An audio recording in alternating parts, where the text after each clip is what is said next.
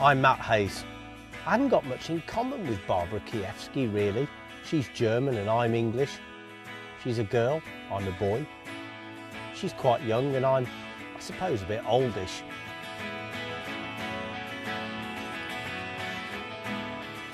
But we both share a passion for fishing. And that's why we've decided to go on the ultimate fishing road trip together to Ontario.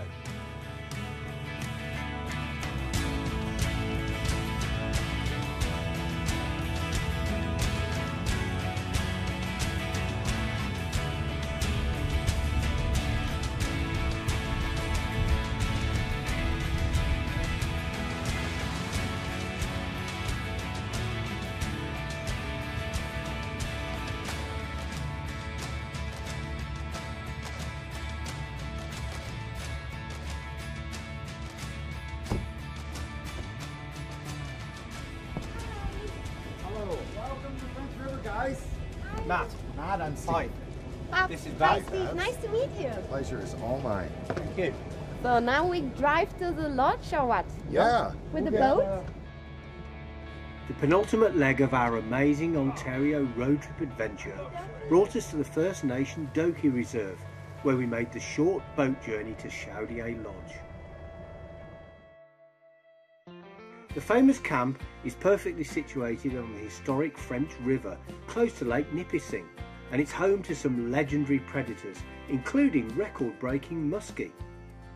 Our target species for the short stay was one of North America's most iconic and prized fish, the bass. To help us track them down, we teamed up with Chaudière owner, experienced guide and driver of a very fast boat, Steve Niedzwiecki. Can't wait to get on the water. Yeah, me too. Yeah. All right. Thank you. Boat. Very nice. Yes, sir. Wonderful.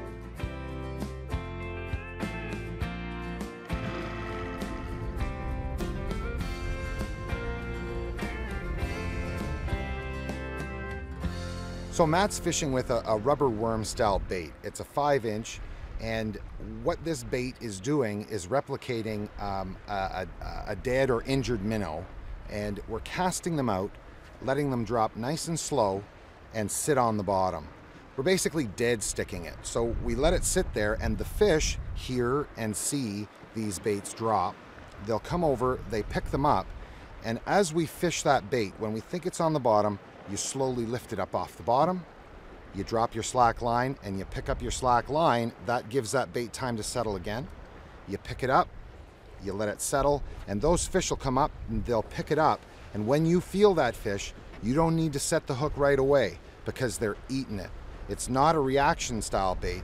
This bait is a bait that they pick up this rubber worm. It's impregnated with sea salt, which has the same enzymes as blood, and they eat it. And you can pick it up and you can feel the fish, and they'll even start to run with it. You pick up the slack line and then you set the hook and you bring in big smallmouth. Well, that was really interesting actually. I just pitched this rather strange looking slug-like plastic bait towards the rocks, and a fish just dashed out and grabbed it on the drop. Very, very quick bite there. And there's another one behind it, I think, actually. Did you see him jump out of the I water did see, right after that bait? yeah. That's unbelievable. Yeah, and there He's he a is. little guy, but the big one was behind. Yeah. That was cool. Did you see that fish jump Yeah, out I of did. the water I after saw that it, yeah. on the line? Yeah, it was really cool actually. There was another fish in behind it, much bigger one. And what was happening was he could see this large plastic bait hanging out of the fish's mouth, and he wanted this off this fish. He wanted to take it away. So this is a smallmouth bass, yes? This is a smallmouth bass, and the thing I like the best about the colors is the war paint on the side of his face. Different from a largemouth. You know, the largemouth, they have that black stripe down the side. They're really green, and these guys, when they get big and they're in this tannic stained water, they go right bronze, and we call them big bronze backs. But this guy's a wee guy, so we'll send him back and ask for him to bring on Grandpa. Good idea. Well, there you go. If you fish with that back at home in that style, I don't think you'd catch much. But for bass, it's just a thing. So Matt, what we're going to do now, I'm going to take the boat right over to this point here. We're going to fish the inside of that bay and this shoal that comes out. We're going to move fairly quickly, slow enough that you can effectively fish that Senko. Yep. And we've got to cover some ground to find some big fish. Okay.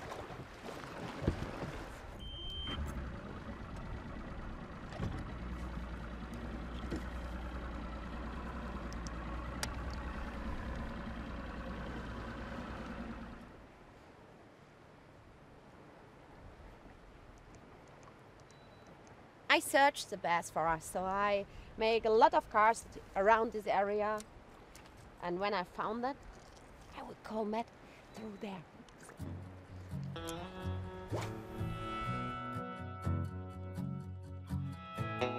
Well, my first impression of the fishing is that it's very unusual style actually. The closest we would get to this style of fishing with soft plastic baits like this, especially the worms and the slugs, is probably fishing for big perch. But the bass is one of the world's great sport fish. They're roughly perch size in most cases, but they really can fight. And they're very, very aggressive species when they're in the right mood.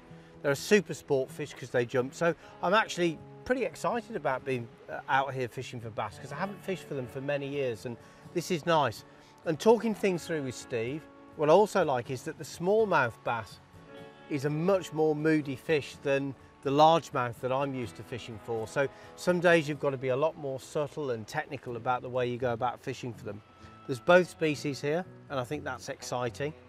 And I like the fact that we're working around structure, covering interesting looking bays, and you know, it's almost kind of pick your spot, precision fishing. It's nice.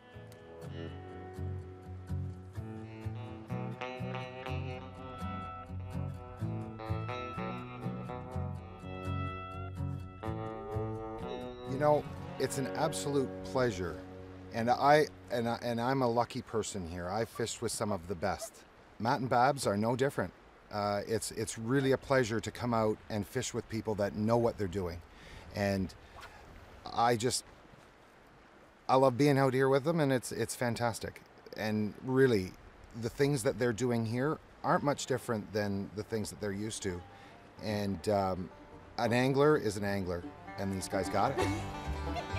Sorry, they're so crazy. I had a follower until the boat, and they walk like crazy, so like a squirrel, like me when I drank too much coffee. It's so cool. Sorry. I think Babs is a little crazy, but it's fantastic. I love her. She gives hugs, and it's awesome. And she's a fantastic angler. She throws that crankbait around like Roland Martin.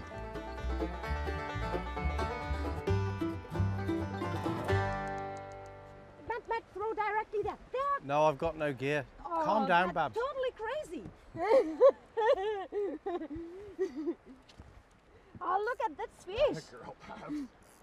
There we go. That's a better spot. We're getting there. All right, No. Very good. Yeah, it's a crazy fish. What's that? Watch that hook. Here, that's it. You grab him by the... There you go. Look at that. Ooh.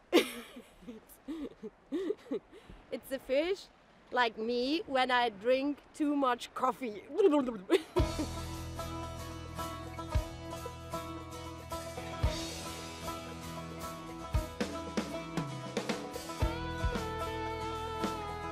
So this area is really shallow, and I see the weed on the ground. This is the best situation to use the spinnerbait.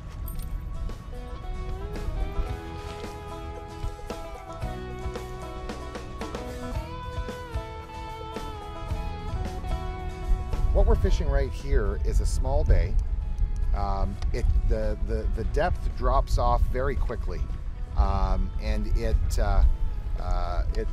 comes up into about a 12-foot shelf and then 6 feet back in the bay and drops into 60 feet quick.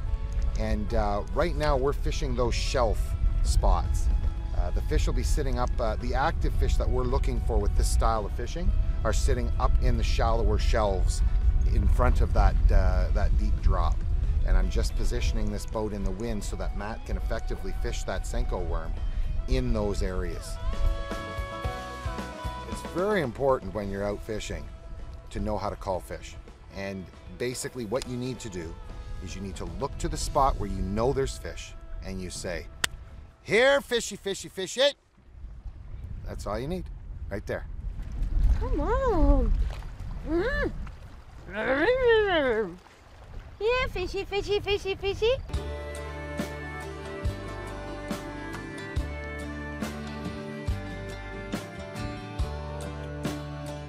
Okay guys, last cast and we go around the corner, okay?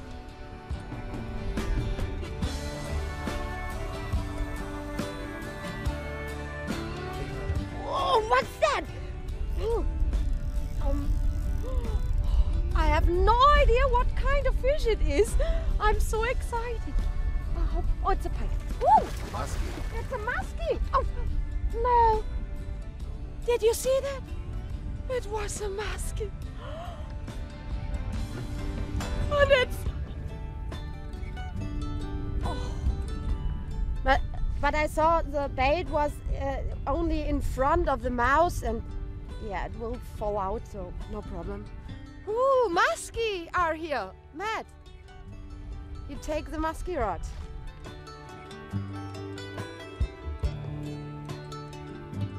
We've just changed tactics just for a few minutes while we're over these structures. It's interesting that they're not producing any bass.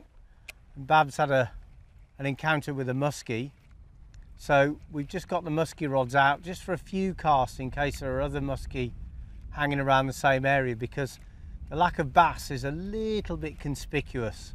And of course, when there's big predatory fish like musky around, then the smaller fish are going to get out of the way. So the presence of pike and musky could be the reason why the bass are not on these nice rock piles that we're fishing now. So we're just going to make a few casts and then we'll go back on plan if this doesn't produce anything. We've got enough casts on this structure here that I'm concerned that, number one, our strike zone is small, and number two, Babs had that big musky here, so when there's big predatory fish, all of the others decide to leave, and I think that's what's happened here.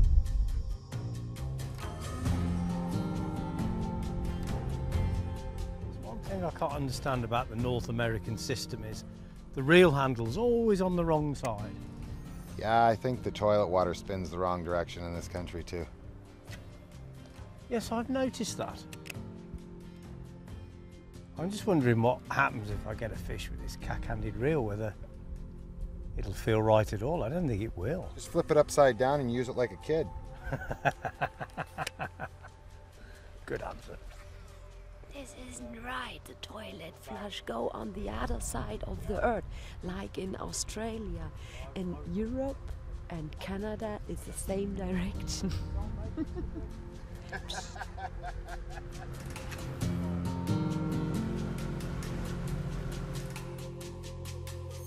Yeah, Matt just had a bump, and a lot of times with those worms, you'll get smaller panfish like perch or bluegill, and they'll come up and it feels like a machine gun, like a pop, pop, pop, pop, pop.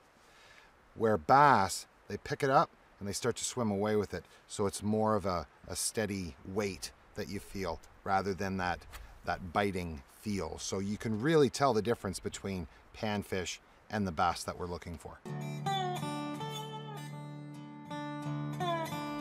Yeah, I got one. I got one. It's gone. It was a pike again. You can feel it. You can feel it in the rod. So it was. The head shakes from the pike like this in the water, and then my bait flow away. Well, I've just been berating, casting out this rather ridiculous slug, and just to prove me wrong, I felt a small bump on the line and there's a nice fish on the end. Now I'm winding with the wrong hand, everybody. I'm actually winding with the right hand, which feels very, very different to me. But nonetheless, here's the fish. There we go. There, that's a good largemouth. Yeah, he's not bad, and that's exactly the way you hook him, right in the beak, right up top there. He was going nowhere. Can you explain the difference, Steve, just for us Look the mouth. laymen So about this largemouth, first of all, the big difference is the size of their mouth, right? But also the largemouth don't have that war paint as the same like the smallmouth, and they've got this lateral line. It's a dark line, and they're beautiful green color with a nice pearl belly, and boy oh boy, I love these fish, you know. And that's a decent size. He's fat, he's feeding. You see he's got a big fat belly on the bottom there, but you know, they're and they fight fantastically. Well, a few years ago, everyone had a Billy Big Mouth bass on the wall, and when you walked in the room, it went do, do, do, do, do, do, do, do, do, do, don't worry, and it was based on exactly this fish, the largemouth bass. Lovely. Matt, it looks a little bit like the black bass in America with the point here on the side, and the mouth has the same side. Great. That's Good exactly, catch. Exactly what it is. Okay, let's put him back.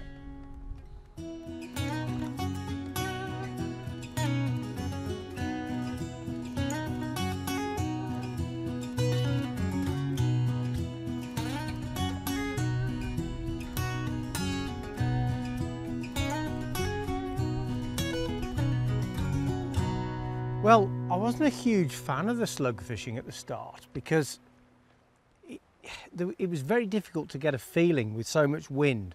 Effectively, you're free lining them, and when it's windy, it's a huge bow in your line, and the idea is to let them sink down to the bottom, and the bass will just dash in and grab them, and you kind of move them back to the boat fairly steadily.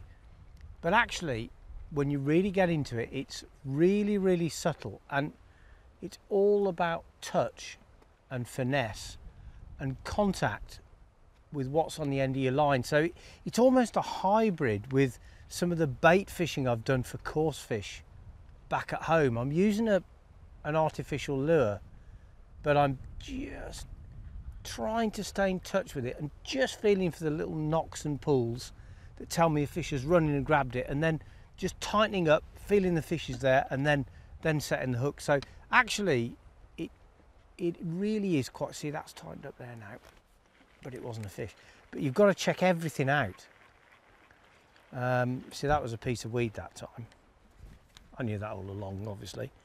But it's interesting. I've not fished as slowly as this with lures before. Normally, when you're lure fishing, it's all very frantic, and as you probably noticed at the front end of the boat. It is all very quick and active, and you're covering a lot of water. But with this, it's all about precision, throwing it to target areas and just working it as carefully as you can. It's very subtle, and it's growing on me.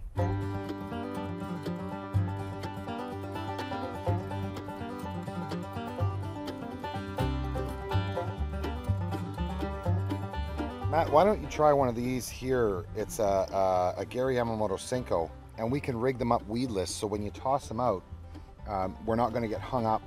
Wacky is fantastic, but to rig it weedless, as you can see on this wide gap hook, for those largemouth, when they come and they grab that right there like that, it gives so much room in behind the hook point for you to jam that hook in good.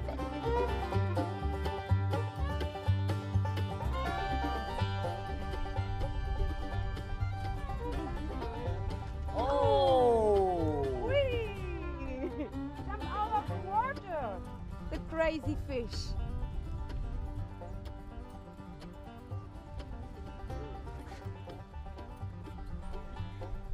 Yippee! Give me a little landing net, please. Yeah. Here we are.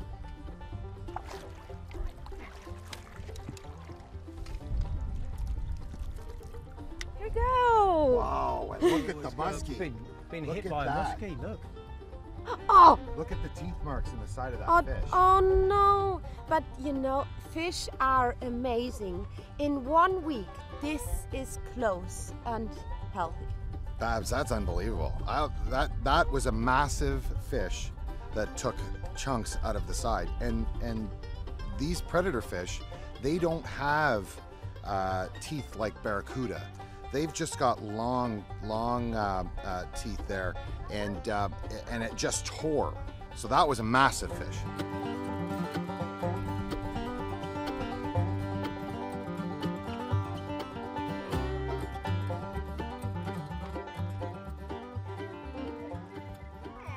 I feel, Babs, I honestly didn't know that I'd thrown it into the place where you got a bite. Honestly, I didn't. There we go. That's a better one.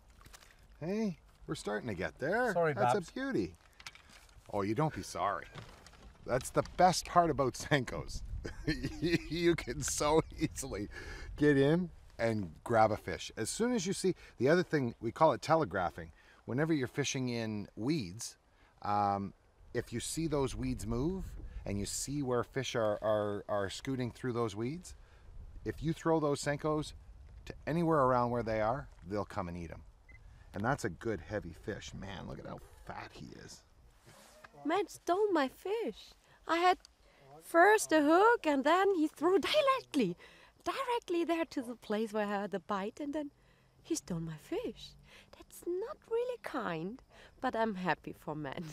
It was a wonderful fish, great. I will catch a bigger one.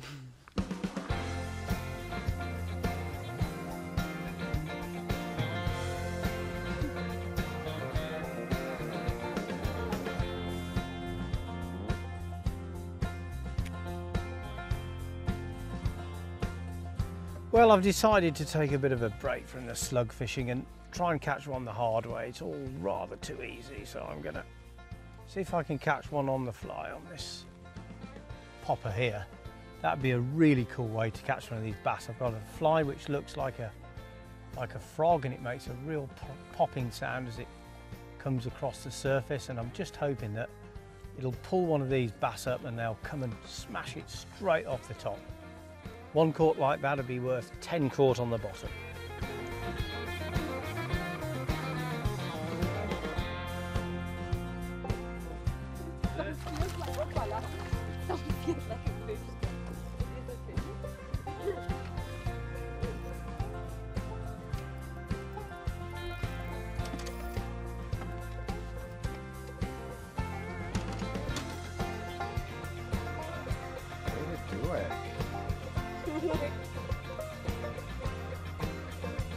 Make selfie with the fish.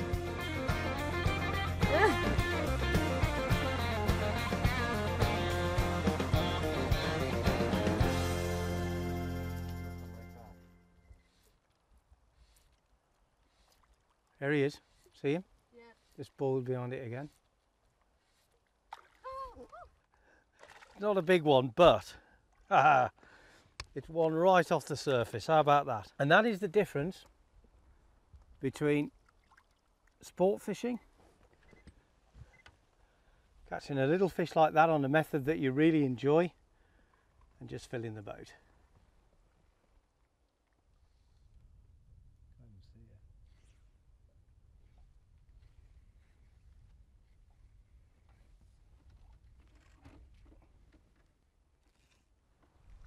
For me, the nice thing about fishing is that you can decide on what terms you want your sport.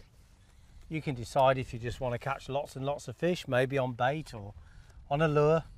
And if that's what floats your boat, it's great. But if you want to change things around a little bit and have some fun, try different challenging ways, you can do that too. It's just different strokes for different folks. And I've been around the world, caught lots and lots and lots of fish. And when I've had a few on one method, sometimes I think, now what's the most difficult or most exciting way I could catch these fish? And sometimes you don't catch fish that are quite as big, but it's a real challenge to try and catch fish off the surface on a fly, for example. And that's what really gets me excited these days, is just enjoying the sport on my own terms.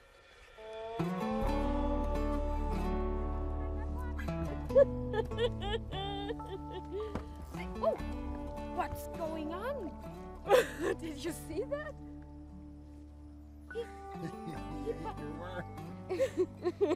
This is lots of fun. And look at that. He ate my worm.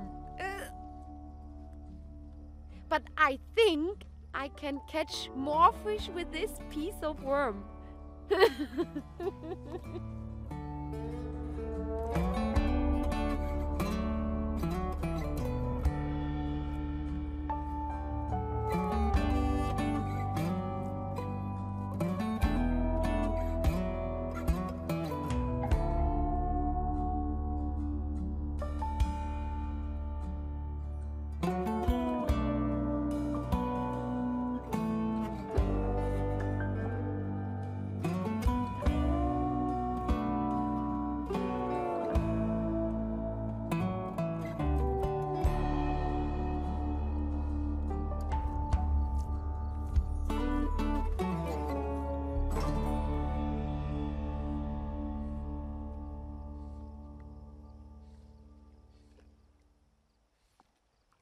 Yep, that was it. Fish. Yep, got it.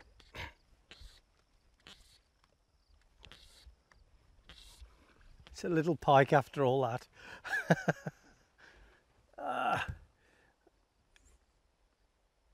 Little baby pike. Right in the middle of the weed bed. A little baby pike there, just lying among the lily pads. And he thought that was a frog just popping over the top of him. He couldn't resist it.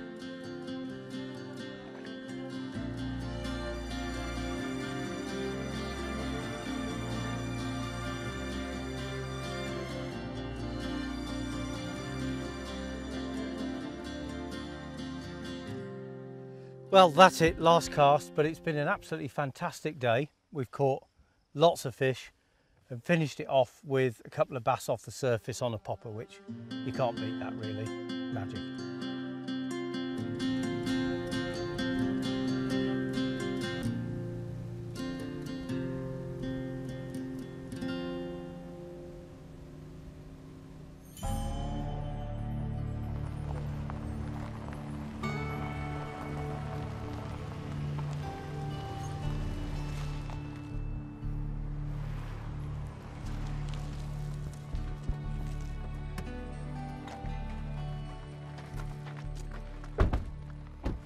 Well, we're fishing on the French River system, and this is Dave Sproul. Dave knows a great deal about the history of this area, but in order to make the whole thing a little bit more exotic, we're going to play at being bourgeoisie with a voyageur crew in our own canoe.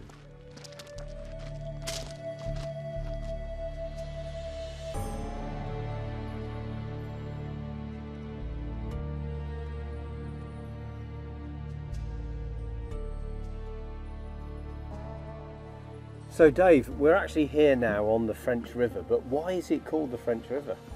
Well, for hundreds of years, this was the place that the French came out into the Great Lakes. So the native people named it the French River because that's where the French were coming from. And it's actually quite a significant place in the history of the colonisation of Canada, isn't it? Yeah. So tell me about that. Well, this is the first designated Canadian Heritage River in the Canadian Heritage River system for Canada. And it was because of the natural and cultural heritage values that are here and the recreational values. This, you could say, was the river that made Canada. Canada was built by the use of the canoe, the fur trade, and it was built on the backs of the voyageurs who carried those goods across the portages and portaged these canoes. Now, before we get into that journey, because I mean that's fascinating in itself, it's a special year as well. That's right. So 2015 is the 400th anniversary of Samuel de Champlain's passage through the French River to Huronia on the Great Lakes. So let's just look at Champlain's achievement. We're here in a canoe now, being paddled along by people who are all incredibly enthusiastic and doing it for a nice day out. But that was serious business, and of course it was an untamed landscape. That's right. Champlain and his group were the first Europeans to reach the Great Lakes. Nobody knew that the Great Lakes existed before he got there. He was guided by the Huron and the Algonquin peoples, and they had, mastered the canoe, millennia before.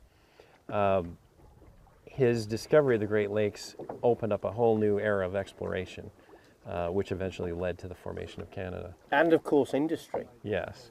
Well, he's called the father of New France, but you could call him the grandfather of Canada because he had a lot of influence in that. He developed the fur trade, cemented the relationships and partnerships with the First Nations that traded with him, and the fur trade basically paid for the establishment of New France and eventually Canada.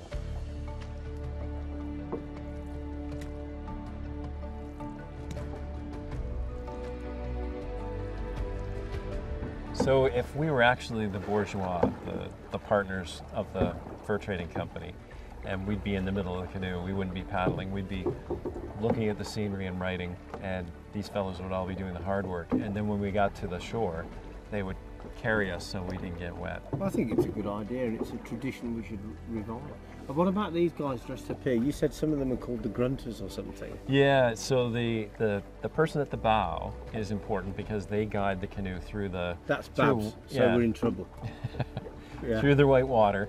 The person at the back of the canoe is in charge of the whole canoe, and they're the gouvernail, or the governor.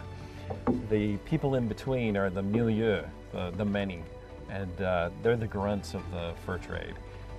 They haul the gear, they paddle the hardest, day in, day out, 16 hours a day kind of thing.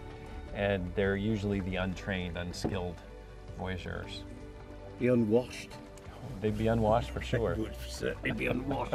And let me tell you this, with Babs Kijewski at the front of this canoe, we may well discover a new continent very soon because of coordination.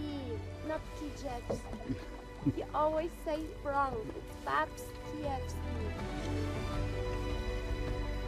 Anyway, we probably will discover China.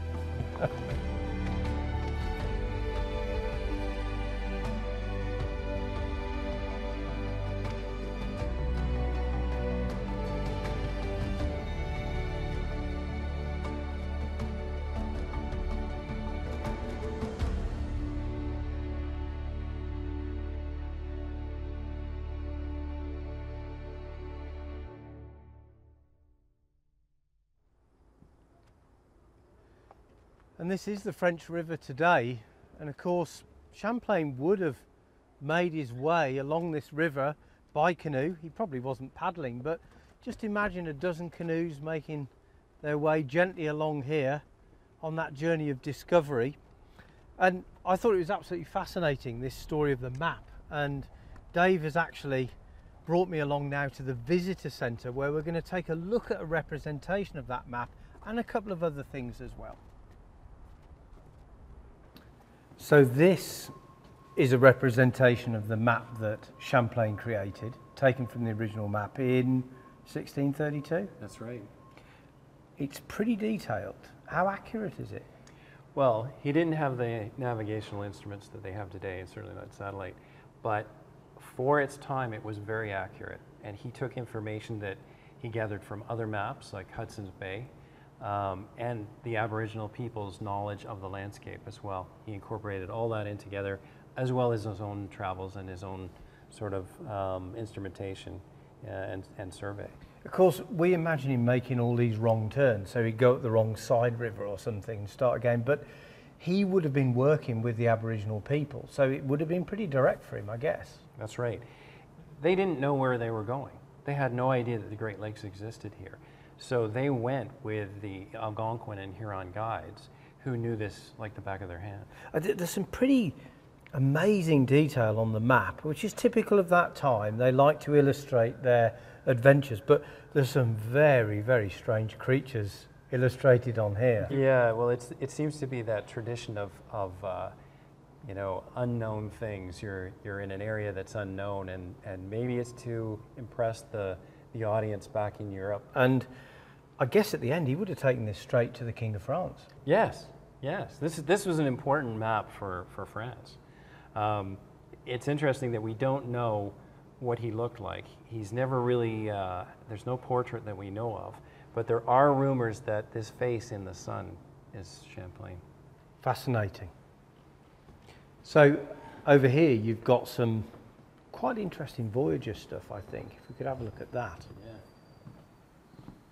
So this Voyager story, I know it's really in the local kind of fabric. Everyone talks about it. It's got a vague interest in history, and it is fascinating. this is kind of representation of a typical voyageur package of stuff they'd trade, I guess. Yeah, that's right. This frame here is the size of a 36-foot or 10-meter long voyageur canoe. This was called the canoe de maître, or the Montreal canoe. And it was the standard size of voyageur canoe that would have traveled on the French River. And this load of cargo is actually representative of what would have been in that canoe. So you'd get all of this Yeah. in that canoe, Yeah. plus a load of people. The freeboard must have been really, Very really low, like 6 inches or less. And they packed that and unpacked it every time they came to a portage. So they'd be going down the river, they'd have to obviously negotiate a typical difficult hazard, unpack the canoe, carry the canoe across, repack it. Yep. That doesn't sound like the life to me. But they loved it. It was the life of the voyageur, and you had French-Canadian farm boys leaving the farm to join the fur trade.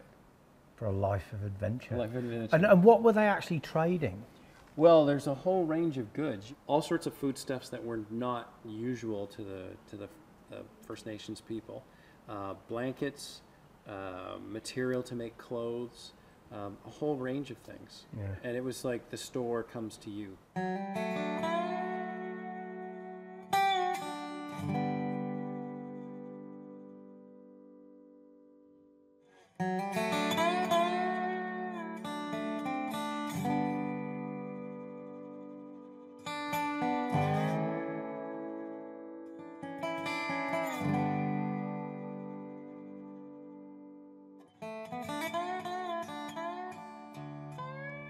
Well, it's the last morning at Chaudier Lodge and it's an absolute cracker at the moment. Autumn's arrived, but the sun's out.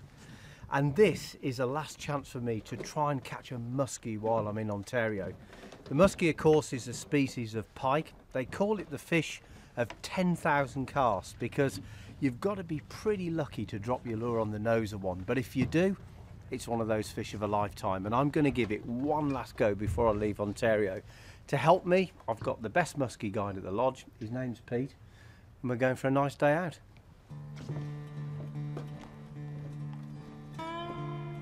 Morning. Morning, bud. How are you? How are you, Pete? Yeah, good, thanks. Looking forward to it. Morning. Thank you. I've brought a bit of fly gear with me. So comfy. Yeah, Let's go try and wrangle up some muskies. yeah, nice day. Looks good.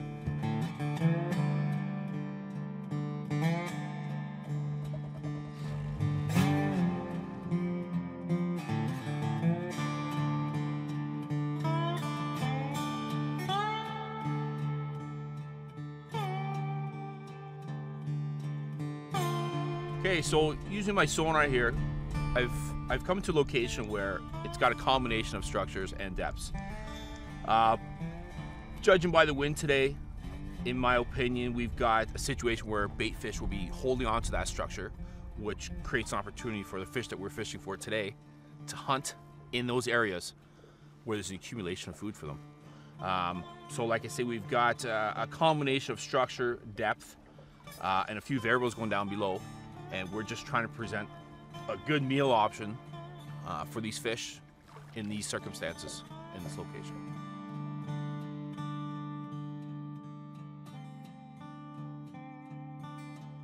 Well, the first thing I've noticed today is the nip in the air. Autumn's definitely arrived.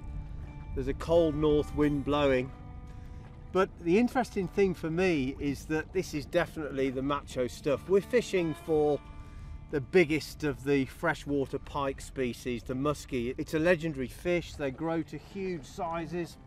And of course, the fish of your dreams is a 50-inch muskie. Now, the gear that I'm using here that Pete's provided me with leaves nothing to chance. The rod's a really powerful rod for casting these huge baits. We've got really strong braid on here, probably 80 or 120 pounds braided line, big strong hooks, big lures. You know, this is the sort of stuff that you fish for monsters with.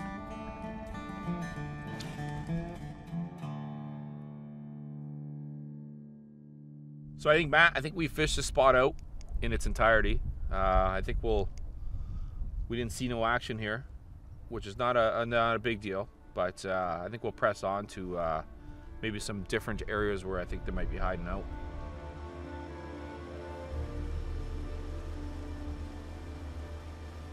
Well, we've been casting now for, I don't know, 3.5 hours, and it's actually quite hard work with all this heavy duty stuff. One of the great things about musky fishing is that the lures are so big and bright and bold, and they've got great names as well. But we've been fishing with this twin-bladed bucktail. Looks a little bit like Liberace, that one, with all the spangly stuff on it. But now we're going to go for a bulldog, which is a big rubber lure, another casting lure. Look at the state of that thing. You wouldn't want that for a wart on the end of your nose, would you? But they really work. So why are we changing over, Pete?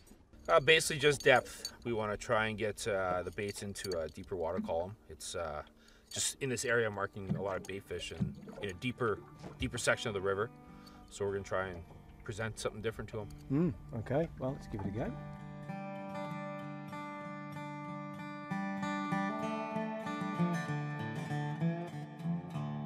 Musky is a really interesting fish for me. It's one of those fish which has got a kind of iconic status. It's a legendary fish, and there aren't many of those in the world. It's not necessarily about size. I think it's scarcity and degree of difficulty of capture. I mean, in the UK, back in the sort of 70s and the 80s, before the world and his wife started carp fishing, people spoke about carp like that. Because they were considered to be quite rare and so difficult to catch. I've come across it in the saltwater flats fishing scene, when you've saltwater fly fishing on, you know, very shallow water in places like Cuba and the South Americas, the Caribbean, the Florida Keys. There's a fish there called a permit, which is really difficult to catch on a fly, and that's got this kind of legendary status. And these are the sort of fish that people speak about in hushed tones and with reverence, and something that the mere mortal can only really dream about. And I think the musky for me is definitely a fish that has got that status and that pedigree about it.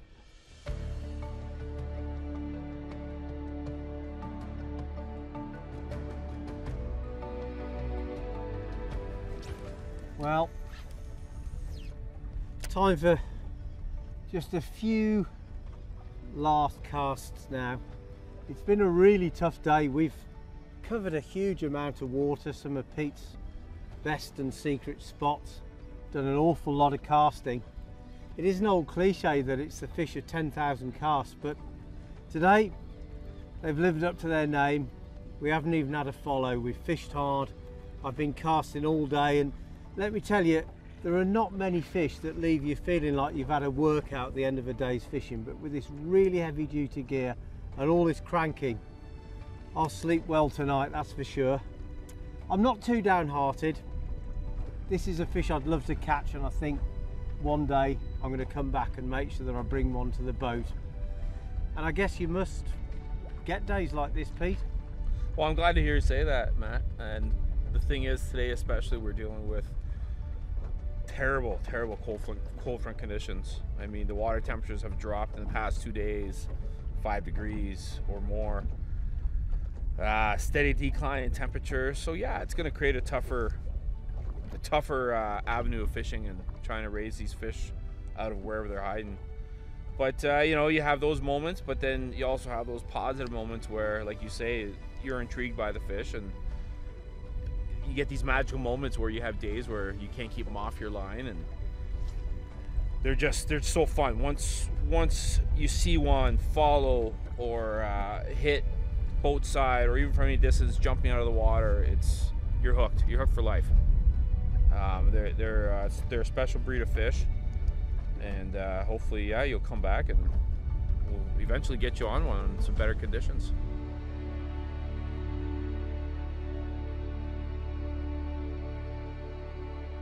Well, Pete, I think that's just about it. Nothing to show for it, but hey, I mean, I've always felt that the fish of your imagination are quite often more powerful than the fish you've actually caught, and I know I've been fishing long enough to know that you've put me on some really good spots today, so thanks for a great day. and you've inspired me. Perfect, come on back. I will. Thanks. The French River and Lake Nipissing are steeped in history. Understanding its past was as rewarding as discovering how rich its waters are. There are great numbers of bass, pike, walleye and musky, and our guide Steve was able to read the waters and find the feeding grounds for the many predators. And he did it in a super fast boat. We are nearing the end of our great adventure, but there are still fish to be caught and challenges to be met. Ontario, we love you.